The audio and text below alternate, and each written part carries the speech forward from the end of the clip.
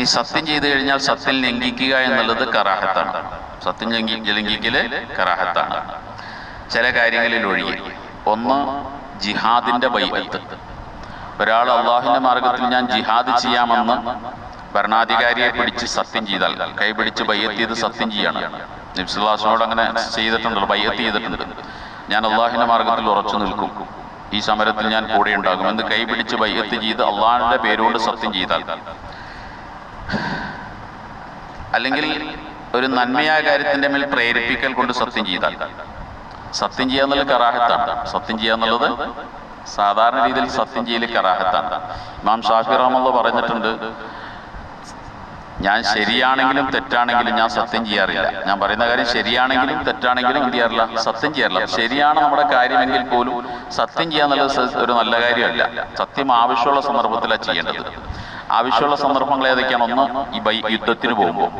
കാരണം യുദ്ധത്തിന് പോകുമ്പോൾ സത്യം ചെയ്തില്ലെങ്കിൽ എന്ത് ചെയ്യും? അയാൾ യുദ്ധ അണിയിൽ നിന്നും പിന്തിരിഞ്ഞു പോകാം. സത്യം ചെയ്താൽ യുദ്ധം കഴിയുന്നവരെ ഉറച്ചു നിൽക്കും. അതുപോലെ നന്മയായ കാര്യത്തിൽ പ്രേരിപ്പിക്കാൻ വേണ്ടി ജനങ്ങളോട് കാര്യങ്ങൾ പറയുമ്പോൾ അവർക്ക് കൂടുതൽ പ്രോത്സാഹനം കിട്ടാൻ വേണ്ടി എന്ത് ചെയ്യാം? സത്യം ചെയ്യാം. അല്ലെങ്കിൽ ഒരു വാദപ്രതിവാദം നടക്കുന്നിടത്ത് കോടതിയിൽ വാദിയും പ്രതിയും വന്നിരിക്കുകയാണ്, വാദിക്കോ പ്രതിക്കോ തന്റെ ഭാഗം ബോധ്യപ്പെടുത്താൻ വേണ്ടി സത്യം ചെയ്യാം. ഇങ്ങനെയൊക്കെ സന്ദർഭത്തിലല്ലാതെ പൊതുവെ സത്യം ചെയ്യാന്നുള്ളത് ഒരു കറാഹത്ത്, നല്ല പരിപാടിയല്ല എന്നർത്ഥം. ഇനി ഒരാള് ഒരു വാജിബായ കാര്യം ഉപേക്ഷിക്കുമെന്ന് സത്യം ചെയ്തു, ഒരു നിർബന്ധമായ കാര്യം ചെയ്യൂല എന്ന് സത്യം ചെയ്തു. ഉദാഹരണത്തിന്, ഞാൻ ഇനി പോലെ എന്ത് ചെയ്തു നിസ്കരിക്കില്ല എന്നൊരാൾ സത്യം ചെയ്യുന്ന വിചാരിക്കാം, വാജിബായ കാര്യം. അല്ലെങ്കിൽ ഒരു ഹറാമായ കാര്യം ചെയ്യുമെന്ന് സത്യം ചെയ്തു, ഒരു ഹറാം ഞാൻ ചെയ്യും, വല്ലാഹി ഞാൻ പടച്ചോനാണ്, ഞാൻ മദ്യപിക്കും, ഒരു ഹറാം ചെയ്യുന്ന സത്യം ചെയ്യാണ്. എന്നാൽ ആ സത്യം കൊണ്ട് അവൻ കുറ്റക്കാരനായി മാറി. നിർബന്ധമായ കാര്യം ഉപേക്ഷിക്കുമെന്നോ തെറ്റായ കാര്യം ചെയ്യുമെന്നോ സത്യം ചെയ്താൽ സത്യം ചെയ്യൽ മുഖേനയായി മാറി, അസായാലും ദോഷിയായിട്ട് മാറി. വലസിമഹു ഹനത്തുൻ, സത്യം ലംഘിക്കൽ നിർബന്ധമായി മാറി. കഫാറത്തുൻ, സത്യം ലംഘിച്ചതിന് പ്രായശ്ചിത്തം കൊടുക്കലും നിർബന്ധമായി. മനസ്സിലായല്ലോ? ഇനി ഒരു സുന്നത്തായ കാര്യം ഉപേക്ഷിക്കുമെന്നോ ഒരു കറാഹത്തായ കാര്യം ചെയ്യുമെന്നോ സത്യം ചെയ്തു. ഒരു സുന്നത്ത് ഉപേക്ഷിക്കുന്നതാണ് സത്യം, വല്ലാഹി പടച്ചോനാണ് സത്യം, ഇനി ഞാൻ നമസ്കരിക്കൂല എന്ന് സത്യം ചെയ്തു. അല്ലെങ്കിൽ ഒരു കറാഹത്തായ കാര്യം ചെയ്യുമെന്ന് സത്യം ചെയ്തു, ഒരു കറാഹത്ത് ഞാൻ ചെയ്യുമെന്ന് സത്യം ചെയ്തു, അള്ളാഹിനെ പിടിച്ച് സത്യം ചെയ്തു. എന്നാൽ സത്യം ലംഘിക്കൽ അവന് സുന്നത്താണ്. ആദ്യം പറഞ്ഞോടത്ത് സത്യം ലംഘിക്കൽ നിർബന്ധമാണ്, ഇവിടെ സത്യം ലംഘിക്കൽ സുന്നത്താണ്.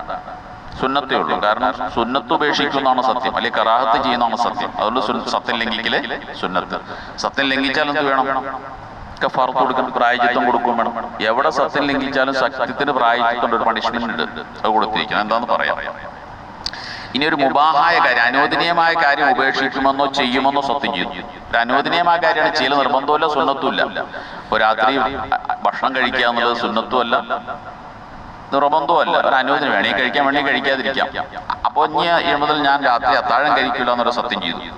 ഇനി മുതൽ ഞാൻ വീട്ടിൽ കിടക്കില്ല എന്ന് സത്യം ചെയ്തു. ഇങ്ങനെയൊക്കെ സത്യം ചെയ്തു കഴിഞ്ഞാൽ, ഒരു അനുവദിക്കപ്പെട്ട ഒരു കാര്യം ചെയ്യുമെന്നോ ചെയ്യൂല എന്നോ സത്യം ചെയ്തു കഴിഞ്ഞാൽ, അപ്പോൾ അവന് നല്ലത് സ്തർക്കുൽ ഹനസി, സത്യം ലംഘിക്കാതിരിക്കണം നല്ലത്. കാരണം അള്ളാഹുവിനെ പിടിച്ചു സത്യം ചെയ്തതല്ലേ, ലംഘിക്കണ്ട. ലംഘിച്ചില്ല എന്ന് ചോദിച്ചാൽ കുഴപ്പമൊന്നുമില്ലല്ലോ, ഒരു അനുവദനീയമായ കാര്യമല്ലേ ഉള്ളൂ. അതവൻ ചെയ്താലും ചെയ്തില്ലെങ്കിലും അവന് പ്രശ്നമുള്ളതല്ല. അപ്പൊ സത്യം ലംഘിക്കാതിരിക്കലാണ് നല്ലത്. അപ്പം പട്ടിണി എടുക്കേണ്ടി വരും. കാരണം അള്ളാഹിന്റെ പേരിനോടുള്ള ബഹുമാനം കൽപ്പിക്കാൻ വേണ്ടി ആ സത്യം ചെയ്ത് എന്തിനാണ്? ചെയ്യാൻ പോയിട്ടല്ലേ, സത്യം ചെയ്യണ്ട. ഇനി സത്യം കടുപ്പിക്കൽ സുന്നത്താണ്. സത്യത്തിനെ കടുപ്പിക്കാന്ന് പറഞ്ഞതാണ്, വാദി പ്രതി രണ്ടുപേരും കോടതിയിൽ വന്നു കഴിയുമ്പോൾ എതിരാളി ആവശ്യപ്പെട്ടില്ലെങ്കിൽ പോലും സത്യത്തെ കടുപ്പിക്കൽ സുന്നത്താണ്. എവിടേക്കാന്നറിയോ? നിക്കാഹ്, ത്വലാഖ്, മടക്കിയെടുക്കൽ, അടിമത്തമോചനം, വക്കാലത്ത്, ഈ കാര്യങ്ങളിലൊക്കെ. ഇത്തരം കാര്യങ്ങളിൽ സത്യം ചെയ്യുകയാണെങ്കിൽ സത്യം അല്പം കടുപ്പിക്കണം. സത്യം കടുപ്പിക്കുന്ന എങ്ങനെയാണെന്ന് ഞാൻ പറയാം. ഏതൊക്കെ കാര്യത്തില?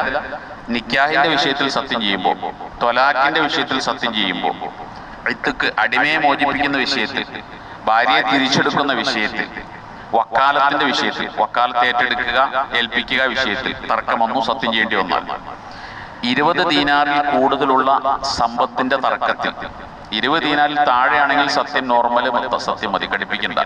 20 ദീനാറിനേക്കാൾ കൂടുതൽ മൂല്യമുള്ള ഒരു സ്വത്തിന്റെ തർക്കത്തിൽ സത്യം ചെയ്യുമ്പോഴെല്ലാം സത്യത്തെ എന്ത് ചെയ്യണം? ഘടിപ്പിക്കണം. എങ്ങനെ സത്യം ഘടിപ്പിക്കേണ്ടത് അത് പറയാം. ഒന്ന് സമയം കൊണ്ട് ഘടിപ്പിക്കാം, 2 സ്ഥലം കൊണ്ട് ഘടിപ്പിക്കാം. സത്യത്തെ ഗൗരവപ്പെടുത്തുക എന്ന് പറഞ്ഞാൽ 2 രീതിയിലാണ്. ഒന്ന് സമയത്തിൽ ഗൗരവപ്പെടുത്തുക, 2 സ്ഥലത്തിൽ ഗൗരവപ്പെടുത്തുക. അതായത് ചില സമയങ്ങളിൽ സത്യം ചെയ്ത് കഴിഞ്ഞാൽ സത്യത്തിന് കുറച്ച് ഗൗരവം കൂടും. ഉദാഹരണത്തിന് അസറിന് ശേഷം ഒരു ദിവസത്തിൽ സത്യം ചെയ്യുമ്പോൾ ഏറ്റവും ഗൗരവമായ സത്യത്തെ ഗൗരവമായി എടുക്കേണ്ട സമയമാണ് അസറിന് ശേഷം. അതുകൊണ്ട് സാധാരണ സത്യം ചെയ്യിപ്പിക്കുമ്പോൾ അസറിന് ശേഷമാണ് സത്യപ്പിക്കുക. കാരണം അസറിന് ശേഷം ഒരു മനുഷ്യനും കളവ് പറയാൻ ധൈര്യപ്പെടാത്തൊരു സമയമാണ് അസറിന് ശേഷം. അപ്പൊ അസറിന് ശേഷം സത്യം ചെയ്യുമ്പോൾ കള്ളസത്യമാണെങ്കിൽ ഒരു പരിധിവരെ ഈമാനുള്ള ആൾക്കാരൊന്നും എന്ത് ചെയ്യില്ല, സത്യം ചെയ്യില്ല. സത്യം ചെയ്യാൻ സാധാരണ മനുഷ്യൻ മടിക്കുന്ന ഒരു സമയമാണ് അസറിന് ശേഷം. അപ്പോൾ നിക്കാഹ് തലാഖ് പോലുള്ള വിഷയങ്ങളിലാണെങ്കിൽ സത്യം ചെയ്യിപ്പിക്കും എന്ത് ചെയ്യുക, ആ സത്യം അസറിന് ശേഷം ചെയ്യിപ്പിക്കാൻ തീരുമാനിക്കാം. അപ്പൊ കുറച്ചുകൂടെ കള്ളസത്യം ചെയ്യണമെങ്കിൽ എന്ത് ചെയ്യില്ല, ചെയ്യാൻ തയ്യാറാവില്ല. അതാണ് സമയം കൊണ്ട് ഘടിപ്പിക്കുക എന്ന് പറഞ്ഞാൽ അതിനർത്ഥം. അതുപോലെ വെള്ളിയാഴ്ച അസർ, എല്ലാ ദിവസങ്ങളും അസറിന് ശേഷം ഗൗരവമാണ്. കുറച്ചുകൂടെ കാലിക്ക് തോന്നുവാണെങ്കിൽ എന്ത് ചെയ്യാം, അത് വെള്ളിയാഴ്ച അസർ കഴിഞ്ഞ് സത്യം ചെയ്യിപ്പിക്കാൻ. കാരണം വെള്ളിയാഴ്ച അസർ കഴിഞ്ഞ് ഒരു മനുഷ്യനും സത്യം ചെയ്യാത്തൊരു ഈ കളവ് പറയാത്തൊരു സമയമാണ്. കാരണം ഒരു പ്രാർത്ഥനയ്ക്ക് ഇജാബത്ത് കിട്ടുന്ന ഒരു സമയമുണ്ട് വെള്ളിയാഴ്ച. ആ സമയം ഏതാണെന്ന വിഷയത്തിൽ അഭിപ്രായ വ്യത്യാസമുണ്ട്. അസറിന് ശേഷമാണ് മഗ്‌രിബ് വരെയുള്ള സമയമാണെന്നൊക്കെ അഭിപ്രായമുണ്ട്. അപ്പൊ വെള്ളിയാഴ്ച അസറിന് ശേഷം സത്യം ചെയ്യിപ്പിക്കാൻ തീരുമാനിക്കുക. അപ്പൊ സത്യം കുറച്ചുകൂടെ ഘടിപ്പിക്കുക. ഇനി സ്ഥലം കൊണ്ട് ഘടിപ്പിക്കുന്നുണ്ട്. അതെങ്ങനെയാ സ്ഥലം കൊണ്ട് ഗൗരവമാക്കുക എന്ന് പറഞ്ഞാൽ മുസ്ലിമീങ്ങളെ സംബന്ധിച്ചുള്ളത് മിമ്പറാണ്, പള്ളി മിമ്പർ. പള്ളി മിമ്പറിന്റെ അടുക്കൽ കൊണ്ടൊന്ന് സത്യം ചെയ്യിപ്പിക്കാം. കുറച്ചുകൂടെ ഗൗരവമുള്ള കേസാണ് എന്ത് ചെയ്യുക, പള്ളി മെമ്പറിന്റെ അടുത്ത് കൊണ്ടുവരിക. എവിടെ നിർത്തിയാലും സത്യമാണെങ്കിൽ പോലും കളവ് പറയാൻ കുറച്ചുകൂടെ മനുഷ്യൻ മടിക്കുന്ന സ്ഥലമാണ് ഇത്, പള്ളിയുടെ മെമ്പറിന്റെ അരികിൽ കൊണ്ടുവരിക. ഇനി കുറച്ചുകൂടെ ഘടിപ്പിക്കണം എന്ന് തോന്നി എന്ത് ചെയ്യുക, മെമ്പറിന്റെ മുകളിൽ കയറ്റുക. മെമ്പറിന്റെ മുകളിൽ കയറ്റിയിട്ട് സത്യം ചെയ്യിപ്പിക്കുക. മെമ്പറിന്റെ മുകളിൽ കയറിയിട്ട് ഒരു അത്യാവശ്യം ഈമാനുള്ള ഒരാൾ എന്ത് ചെയ്യില്ല, കള്ളം പറയാൻ തയ്യാറാവില്ല. കള്ളസത്യമാണെങ്കിൽ അവനപ്പം തന്നെ ഇറങ്ങിപ്പോരും. അതാണ് സ്ഥലം കൊണ്ട് അതിനെ ഗൗരവപ്പെടുത്തും എന്ന് പറഞ്ഞതിന്റെ അർത്ഥം. ഇനി വാക്കുകളെ കൊണ്ട് ഗൗരവപ്പെടുത്തലുണ്ട്. അതായത് സത്യം ചെയ്യുന്ന ആ പേരുകളെ കുറച്ചുകൂടെ കൂട്ടുക. വല്ലാഹി എന്നുള്ളിടത്ത് പടച്ചോൻ അള്ളാഹുവാണ് സത്യം എന്നുള്ളിടത്ത് അള്ളാഹുവാണ് സത്യം, റഹ്മാനാണ് സത്യം, റബ്ബുൽ ആലമീനാണ് സത്യം എന്ന് ചെയ്യുക. ഒരു 3-4 വാക്ക് അവനെ കൊണ്ട് പറയിപ്പിക്കുക. അപ്പൊ കള്ളം പറയുകയാണെങ്കിൽ എന്ത് ചെയ്യും, 3-4 വാക്കൊന്നും പറയാൻ ധൈര്യപ്പെടില്ല. അപ്പൊ തന്നെ പറയൽ അനുഭവപ്പെടും. മനസ്സിലായില്ലേ? സത്യം ചെയ്യിപ്പിക്കുന്നതിനുമായിട്ട് അവനോട് അതിന്റെ ഗൗരവം പറഞ്ഞു കൊടുക്കണം. കള്ളസത്യമാണ് ചെയ്യുന്നതെങ്കിൽ വരാനിരിക്കുന്ന അപകടമാണെന്നൊക്കെ പറഞ്ഞു കൊടുത്തിട്ടാണ് സത്യം ചെയ്യിപ്പിക്കേണ്ടത്. മിമ്പറാണ്, പ്രശ്നം ഗൗരവമാണ്, നീ പറഞ്ഞത് പടച്ചോന്റെ പേരാണ്, കള്ളസത്യമാണ്, അപകടം ഉണ്ടാവും, ഇതെല്ലാം പറഞ്ഞു കൊടുത്തിട്ടാണ് ചെയ്യിപ്പിക്കുന്നത്. ഒരു പരിധിവരെ ഈമാനുള്ള ആളുകൾ അപ്പൊ തന്നെ എന്ത് ചെയ്യും, പിൻവലിയും, സത്യം പറയാൻ തയ്യാറാണ്. ഇത് ഈ സത്യം ചെയ്യിപ്പിക്കുക എന്നുള്ളത് ഒരു പരിധിവരെ നമ്മുടെ നാട്ടിലൊക്കെ കോടതികൾ പോലും പഴയകാലത്ത് ചെയ്തിരുന്നു.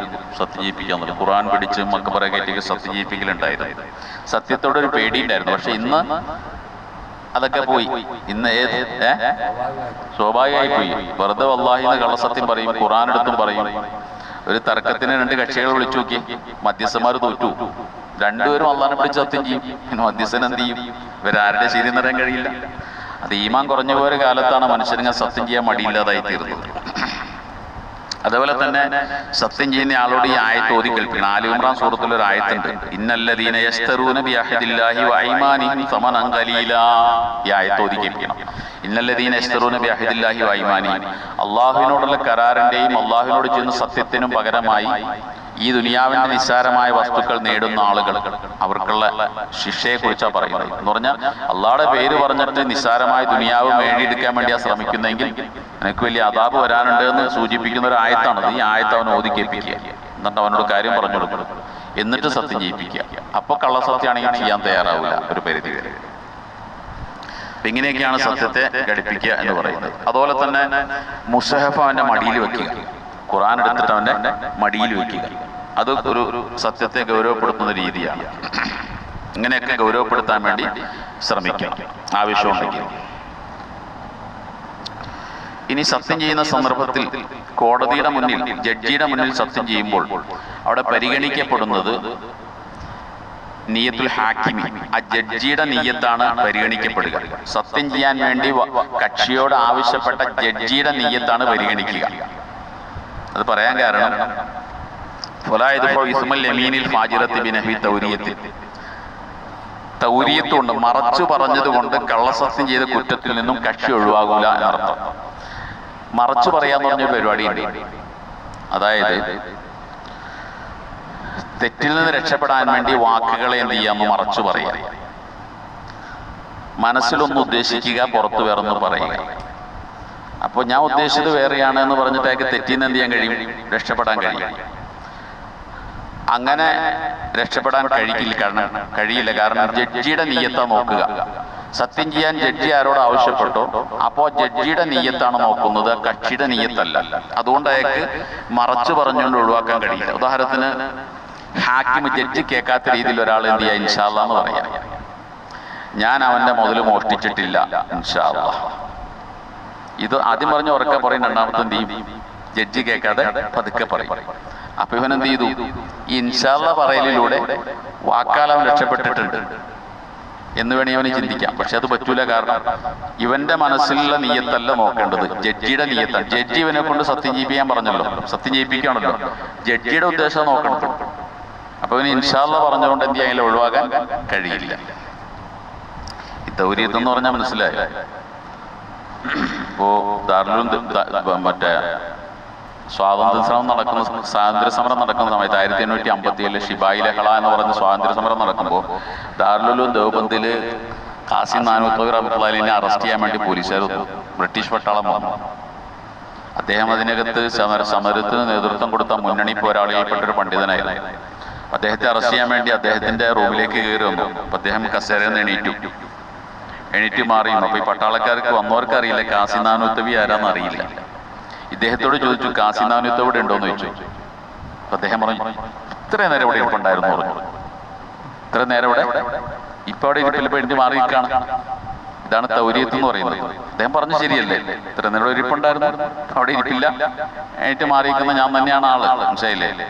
അപ്പൊ ഇതാണ് തൗരീത്ത് എന്ന് പറയും. അപ്പൊ അങ്ങനെ തൗരീത്ത് പറഞ്ഞ് എന്ത് ചെയ്യാൻ കഴിയില്ല, ഈ കള്ളസത്യം ചെയ്യുന്നതൊക്കെ രക്ഷപ്പെടാൻ കഴിയില്ല. കാരണം നിയ്യത്ത് സത്യം ചെയ്യുന്ന ആളുടെ നിയ്യത്തല്ല. അവരോട് സത്യം ഞാൻ ആവശ്യപ്പെട്ട ജഡ്ജിയുടെ നിയ്യത്താ നോക്കണം. ജഡ്ജിയുടെ നിയ്യത്താണ് നോക്കുന്നത്. പക്ഷേ ഇവൻ ആർക്കെതിരെയാണോ സത്യം ചെയ്യുന്നത് ആ കക്ഷി ഇവനെ ളുൽമ് ചെയ്തിട്ടില്ലെങ്കിൽ ആണ് ഈ പറഞ്ഞത്. ളുൽമ് ചെയ്തിട്ടുണ്ടെങ്കിൽ തൗരീയത്തോട് രക്ഷപ്പെടാം. ഉദാഹരണം പറയാണ്, യഥാർത്ഥത്തിൽ ഈ സത്യം ചെയ്യുന്ന കക്ഷി മദ്ലൂമാണ്, ആക്രമിക്കപ്പെട്ട മർദ്ദിതനാണെങ്കിൽ ഇവൻ എന്ത് ചെയ്യാം? തൗരീയത്തോണ്ട് കോടതിയിൽ നിന്ന് രക്ഷപ്പെടാൻ കഴിയും, സത്യം ചെയ്ത് രക്ഷപ്പെടാൻ കഴിയും. ഒരു ഉദാഹരണം പറയാം. കടബാധ്യതയുണ്ട്. ഒരാൾക്ക് കടബാധ്യത, കടം കൊടുക്കാനുണ്ട്. പക്ഷേ ഞാൻ കടം വാങ്ങിച്ചെന്നുള്ള കാര്യം ശരിയാണ്, പക്ഷെ എനിക്ക് കൊടുക്കാൻ പൈസ ഇല്ല. ഞാൻ ഇപ്പൊ ടൈറ്റാണ്, സാമ്പത്തികമായി പ്രയാസപ്പെടാണ്. എന്നോട് അവൻ പൈസ ആവശ്യപ്പെടാണ്. ഞങ്ങൾ രണ്ടുപേരും കോടതിയിൽ ഞങ്ങളെ വിഷയം എത്തി. അപ്പോ ഇവൻ എന്ത് സത്യം ചെയ്യാൻ വേണ്ടി പറഞ്ഞു. അപ്പൊ ഞാൻ സത്യം ചെയ്യണം എന്തെന്ന്, ഞാൻ അവനൊന്നും കൊടുക്കാനില്ല, വല്ലാഹി പടച്ചോനാണ്, ഞാൻ അവനൊന്നും കൊടുക്കാനില്ല. കൊടുക്കാനുണ്ടെന്ന് പറഞ്ഞാൽ എന്ത് ചെയ്യേണ്ടി വരും? ഇപ്പൊ കൊടുക്കേണ്ടി വരും. കാരണം അവൻ ഇപ്പൊ ആവശ്യപ്പെടാണ്. ഇപ്പൊ ആവശ്യപ്പെടാൻ അർഹതയില്ല അവന്. കാരണം എന്താ? ഉള്ളവന്റെ അടുത്തല്ലേ ചോദിക്കാൻ പറ്റുള്ളൂ, ഇല്ലാത്തവന്റെ അടുത്ത് ഇപ്പൊ ചോദിക്കാൻ പറ്റുമോ? ഞാൻ ഞെരുക്കക്കാരനാണ്, പ്രയാസക്കാരനാണ്. അങ്ങനെ ഒരു സന്ദർഭത്തിൽ ഞാൻ എന്ത് ചെയ്യാം? ഞാൻ സത്യം ചെയ്യാം, പടച്ചോനാണ് സത്യം, അവനൊന്നും കൊടുക്കാനില്ല. സത്യത്തിൽ ഞാൻ കൊടുക്കാനില്ലേ? കൊടുക്കാനുണ്ട്. ഞാൻ മനസ്സിൽ എന്ത് കരുതിയാൽ മതി? ഇപ്പൊ കൊടുക്കാനില്ല. ഇപ്പോ കാരണം ഇപ്പൊ കൊടുക്കാൻ എന്റെ അടുത്തില്ല, ഉള്ളപ്പോ കൊടുക്കും. മനസ്സിലായില്ലേ? ഇല്ലാത്തൊരാളോട് നിർബന്ധിച്ചു വെച്ചിട്ട് കാര്യമില്ല, അവന് സമയം കൊണ്ട് നീട്ടി കൊടുക്കണ്ടേ? അപ്പൊ ഇവൻ മദ്ലൂമാണ്. ഇവനോട് ഇപ്പോൾ പൈസ ആവശ്യപ്പെടുന്ന ആള് ലാലിമാണ്. കാരണം ഇവനോട് പൈസ ആവശ്യപ്പെടാൻ പാടില്ല, അവന്റെ കയ്യിലില്ല, കൊടുക്കാൻ ഇല്ലാത്തവനാണ്, ഞെരുക്കക്കാരനാണ്. അപ്പോൾ എന്ത് ചെയ്യാം? തൗരീയത്തോട് രക്ഷപ്പെടാം എന്ന് പറഞ്ഞാൽ സത്യം ചെയ്യുകയും മനസ്സിൽ വേണ്ട നിയ്യത്ത് മാറ്റി പറയുകയും ചെയ്യാം, മാറ്റിവെക്കുകയും ചെയ്യാം.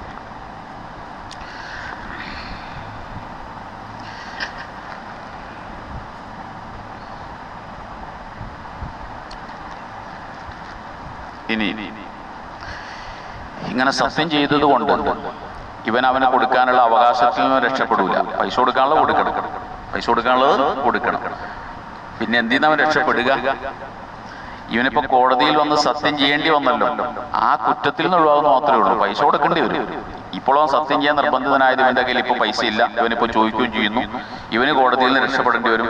കാരണം ഇവൻ മദ്ലൂമാണ്. രക്ഷപ്പെടാൻ വേണ്ടി പറഞ്ഞത് മാത്രമാണ് ഈ തൗരീയത്ത്, സത്യം ചെയ്തു എന്നുള്ളത്. ഇനി വേറൊരു കാര്യം, എന്താണ് ഈ സത്യത്തിന്റെ പ്രായജിത്വം? സത്യം ലംഘിച്ചാൽ എന്ത് ചെയ്യണം? പ്രായജിത്വം കൊടുക്കണം. സത്യത്തിന്റെ പ്രായജിത്വം എന്ന് പറയുന്നത് ഇത്ഖു റഖബത്തിൻ കാമിലത്തിൻ മുഅ്മിന ബിലാ ഐബി, ഒരു ന്യൂനതയുമില്ലാത്ത ഒരു സത്യവിശ്വാസിനിയായ അടിമ സ്ത്രീയെ മോചിപ്പിക്കുക. ഇതാണ് സത്യം ലംഘിച്ചാലുള്ള പ്രായജിത്വം. അള്ളാഹിനെ പിടിച്ച് സത്യം ചെയ്തു, ആ കാര്യം ചെയ്യുന്നില്ലെങ്കിൽ, അല്ലെങ്കിൽ സത്യം ലംഘിക്കണമെങ്കിൽ അയാൾ ചെയ്യേണ്ട പണി പ്രായജിത്വം എന്താ? ഒരു ന്യൂനതകളുമില്ലാത്ത ഒരു സത്യവിശ്വാസിനിയായ ഒരു അടിമ സ്ത്രീയെ മോചിപ്പിക്കുക. അതിപ്പോ നടക്കുമോ? നടക്കൂല. അടിമ വ്യാപാരമില്ല. അല്ലെങ്കിൽ പിന്നെ ചെയ്യാനുള്ളത് 60 പാവപ്പെട്ടവർക്ക് മിസ്കീന്മാർക്ക് ഭക്ഷണം കൊടുക്കണം. ഓരോ മിസ്കീനിനും ഒരു മുദ്ദ് ഭക്ഷണം വെച്ച്, നാട്ടിലെ സാധാരണ ഭക്ഷണത്തിൽ നിന്നുള്ള, നമ്മുടെ നാട്ടിലെങ്ങനെ അരി, ഒരു മുദ്ദ് എന്ന് പറഞ്ഞാൽ മനസ്സിലാവില്ല, നമ്മൾ മുദ്ദ് എന്ന് പറഞ്ഞല്ലോ, 600 ഏകദേശം ഗ്രാമാണ്. നോമ്പ് പിടിച്ചില്ലെങ്കിൽ കൊടുക്കുന്ന മുദ്ദുണ്ടല്ലോ, ആ മുദ്ദ് ഒരു മിസ്കീൻ ഒരു മുദ്ദ് വെച്ച് 60 മിസ്കീന്മാർക്ക് കൊടുക്കണം. ഒരു സത്യം ചെയ്തിട്ട് ലംഘിച്ചാൽ എത്ര മുദ്ദ് വരും? 60 മുദ്ദ് വരും. 60 മിസ്കിന്മാർക്ക് 60 മുദ്ദ് വരും. ആ കിലോ എത്ര വരുന്ന കണക്ക് കൂട്ടിയാൽ മതി. 400 കിലോ.